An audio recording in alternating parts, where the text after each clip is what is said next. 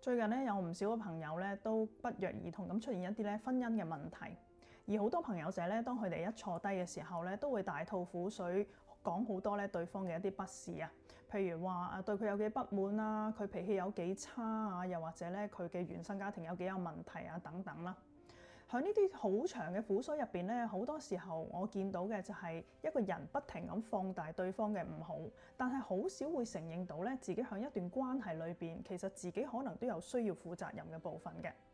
今日咧想同大家分享咧就係一個好扎心嘅，但係好真實嘅説話，就係咧一段關係嘅破裂，其實從來都唔係一個人嘅問題，而可能係雙方咧共同經營出嚟嘅結果。所以咧，當大家可能一味喺度將責任推俾對方嘅時候，其實咧就將自己放咗喺一個絕對受害者嘅位置。但係如果可以試下喺個關係裏邊抽離出嚟，反省一下自己嗰個部分嘅時候，大家一齊喺呢段關係裏邊磨合，可能先係做得最好嘅方法。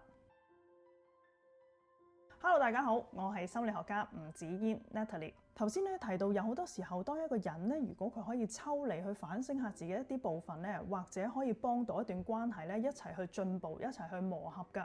嗰啲嘅反思嘅部分咧，可能例如會諗下自己會唔會有時候咧不知不覺咁樣要求對方去做一啲咧根本改變唔到嘅性格特質啦，又或者咧喺生活細節裏邊咧，當出現分歧嘅時候，你係嘗試同對方一齊磨合啊，一齊去揾平衡點，定係一味咧都係要求對方咧要做啲符合你心水嘅嘢，而繼續去用投訴、指責又或者冷暴力去回應呢？有冇留意到咧？當人用一隻手指指住其他人嘅時候，其實有4隻手指咧都係指住自己嘅。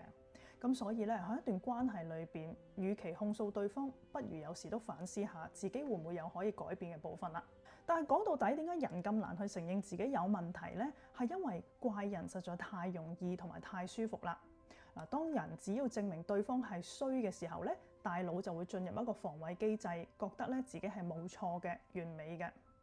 但係諗深一層，如果喺婚姻關係裏邊，你只係想贏對方，只係想證明自己啱晒嘅話咧，最終你可能贏咗場交，但係輸咗段關係。如果想修補同埋挽救一段咧已經出現咗問題嘅婚姻，到底可以點樣透過自我反省去行出第一步呢？可以試下咧問以下自己3個問題嘅。第一，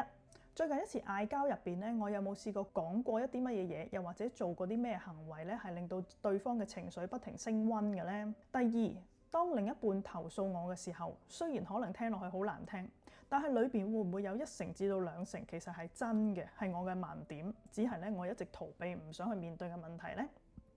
第三，到底我係想解決問題，定係想宣泄情緒，想對方認錯呢？反省嘅過程並唔代表你認輸，亦唔代表對方冇錯。其實反省呢個過程只係代表你珍惜呢段關係，願意攞翻個主動權，唔再將自己嘅幸福純粹寄託喺另外一個人身上。如果你中意呢條片，歡迎你 like、comment 同埋 share， 又或者 subscribe 我嘅 channel。下次再見，拜拜。